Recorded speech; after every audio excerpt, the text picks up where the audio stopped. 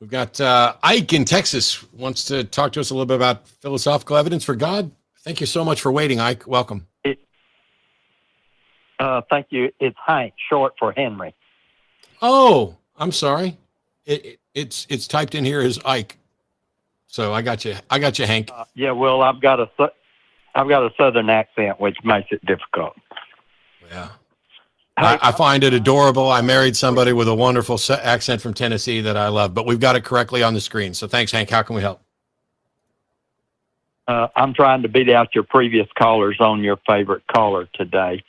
Sweet. But I called in on July the 4th and talked to Gina and Dave about the only thing that was keeping me from going completely atheistic was consciousness. But I thought of something else after I saw a video of man in a discussion or debate with Jordan Peterson, which, by the way, I had to have a dictionary in one hand and the pause button in the other. I'm educated in engineering, not in philosophy, but it was incredibly interesting. But Matt, at one point, stated what I think would be called a premise. So although I've learned a lot listening to Matt about the way arguments are presented, I'm not sure that it was a premise. But basically, I believe I say it right when he said the premise was he was better off alive than dead. Does that sound correct? Yeah, I think that I suspect that this may have been talking about the foundations of morality from a humanistic standpoint, that you can begin from a few basic premises that, generally speaking, being healthy is better than being ill, being alive is better than being dead, that kind of thing. Was that what we were talking about? Yes, it was. Okay. Yeah, it is a premise. It is a possible premise that I use as a foundation for morality. It is not in any way absolute. There are circumstances, and I don't know if I acknowledged this during that talk, but I know I've mentioned it in other talks, so let me hit it real quick, and then I'll let you continue. When I say, generally speaking, life is preferable to death, I think that there are, in fact, occasions where death is preferable to life. I'm an advocate for and will staunchly defend the right for people to die with dignity and to choose the time of their death. So people who are suffering from terminal illnesses that don't have any possibility of recovering, and their life is just getting worse and worse and worse, I think those people should be allowed to die. I think society should be supportive of that we should be doing it in a medically and ethically responsible way, but that there are, in fact, occasions where not existing would be preferable to a continued existence. And I think it's obvious. If you're out in the middle of the woods and during wartime, and you have no hope of getting to a hospital, and your guts are spilling out all over the ground, and you know that you're going to die in the next 10 minutes from bleeding out, and you're in terrible pain, if you put the gun to your head and take your own life, I think that is something that should be not only accepted, but I think anybody could reasonably understand it. And then now the issue just becomes finding the place where we draw those lines. Hopefully that cleared that up a bit, Hank. You explain that, and it sounds reasonable to me, but I'm not talking about those special cases that you're talking about. And this may be a short conversation because actually I'm just interested in your opinion of this because you seem to me very intelligent, at least you think fast.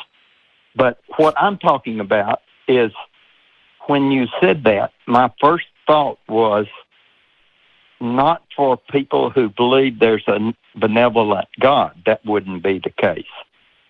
And what I was really wanted to ask you about was, what about the death, your death, or the death of anyone that would result in the saving of numerous other lives? How does that play into your philosophy, since it would seem like evolution would go against the evolutionary theory. Okay. So I'll hit this real quick, and then I'm actually going to turn it over to Phil in a second because I want to hear what Phil has to say because I've talked about this a lot. For me, so evolution doesn't have a goal. Evolution doesn't have a goal or purpose. There's nothing else.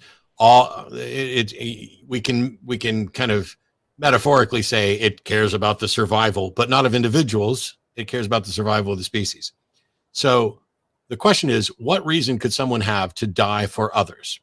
Well, I think that some of the prime examples are when like a parent who's willing to die for their child.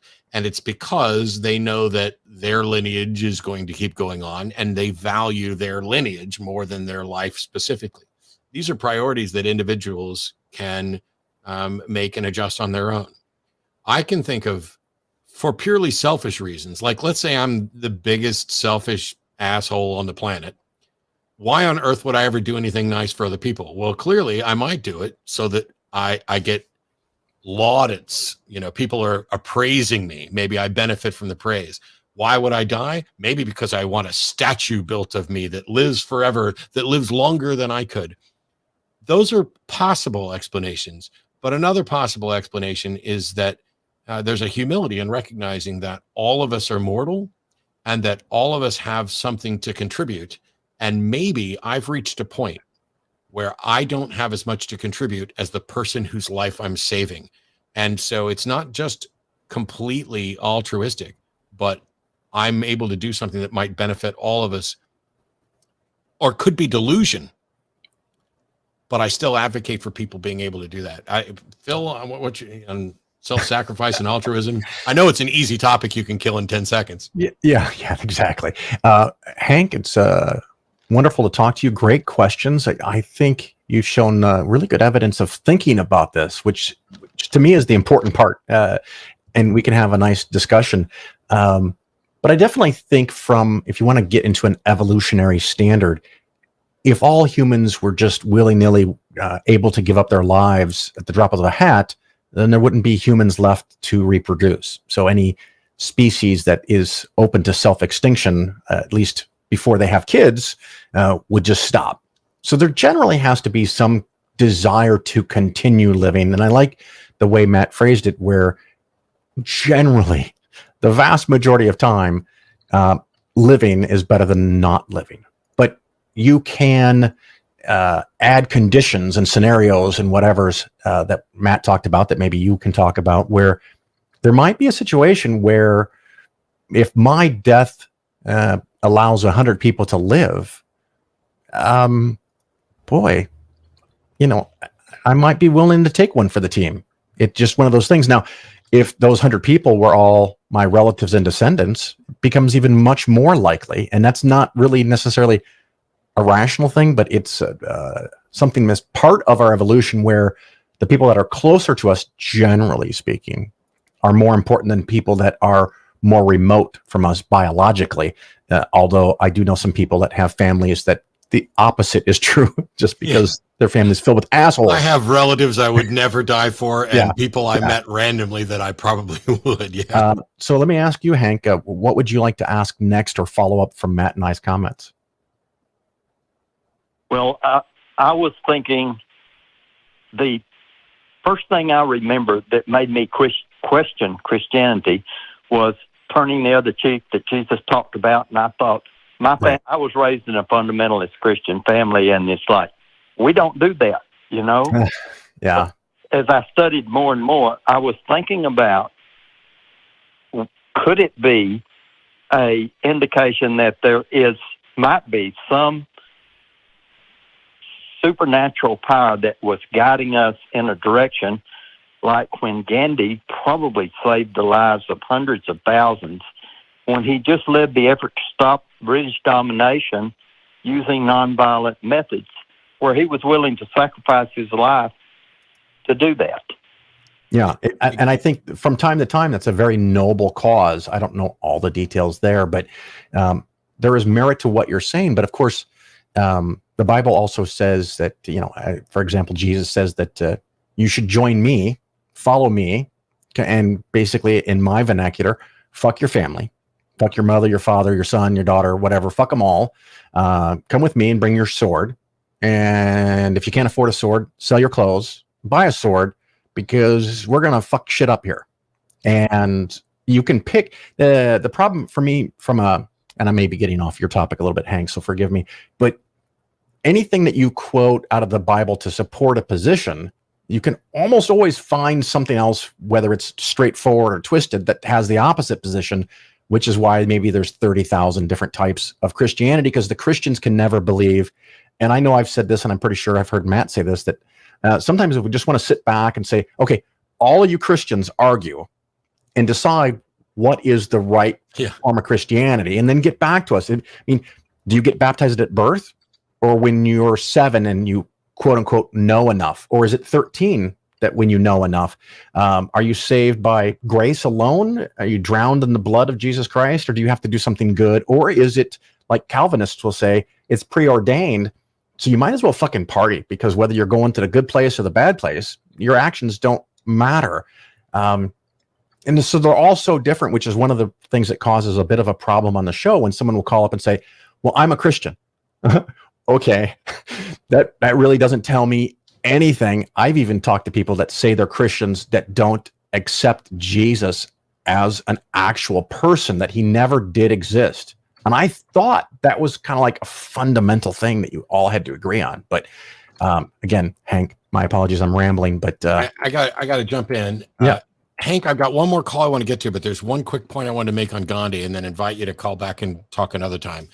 And that is this notion of nonviolent protest. I don't, you kind of hinted that maybe there was some supernatural guidance behind it.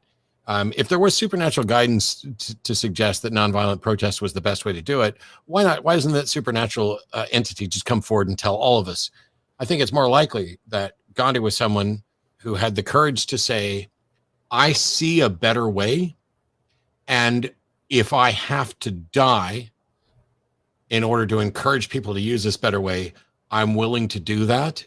And clearly that method, he made the point, and it was successful. So there's a strategic element in there. And what a lot of humans do is a ton of game theory. I'm going to do this, and this is likely to happen. And so standing there saying, I'm not going to fight you, but I'm going to stand here, and if you would like to beat me or kill me, you will do it in front of the whole world and see the consequences. Knowing the risk to being ostracized, knowing the risk to being the outsider, being able to push that towards a better agenda doesn't require any supernatural intervention. It just requires some thought and some conviction. A great deal of it. Thanks a lot, Hank. I got to let you go. I hope that was useful. Okay.